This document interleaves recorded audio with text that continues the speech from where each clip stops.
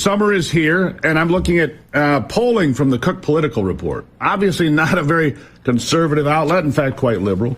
And across the board, they say Donald Trump is winning more when there's 5 people in the race, like Robert F. Kennedy Jr.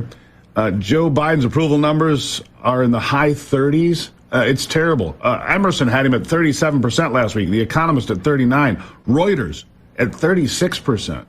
And so I want to ask you, Pete, are these things does that resonate with what you hear in Michigan? Obviously a key swing state, a place where you've taken over as the chair of the Republican Party. Are these the sorts of things you're hearing people are just unhappy, not satisfied, ready to go in a different direction?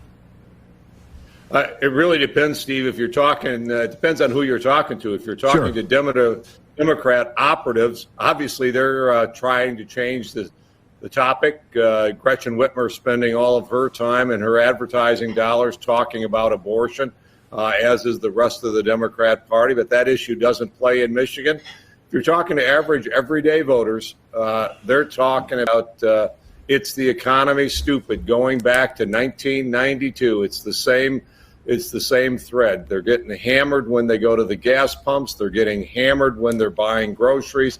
They were getting hammered when they're going out and buying their favorites for, their favorite foods for Memorial Day. They're getting hammered on insurance costs.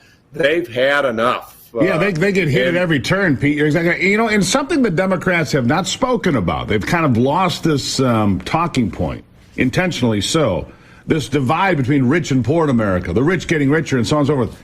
It's never been more dramatic than it has been in the last couple of years because the middle class is getting peppered, like you just said. People on the lower rungs of the income ladder really getting hit hard. And yet those at the top keep amassing more and more wealth. The stock market at 39 and 40,000 just builds wealth for those at the top. Democrats don't talk about that anymore, do they?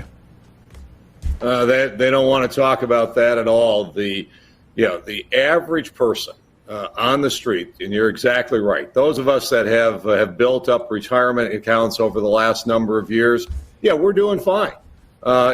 We suffer from the same things, but again, our kids, for some of us, our grandkids, can they go out and buy that first house? They're looking at 7% mortgage rates. They're looking at sky-high housing costs. No, the American dream for them is vanishing very, very quickly. And the thing is, these can all be directly linked to Joe Biden's administration. Inflation, massive government spending is driving inflation.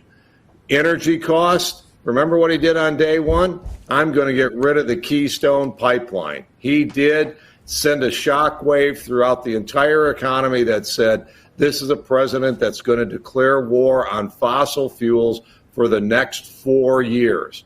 And so far, he's 3.5 years into his administration, and that's exactly what he has done. He promised us higher fossil fuel costs, and he gave them to us. And he doesn't care because he thinks if we're going to pay more at the gas pump, more of us will be sucked in by this, this vision of his, this dream of his, that we're all going to be driving electric vehicles.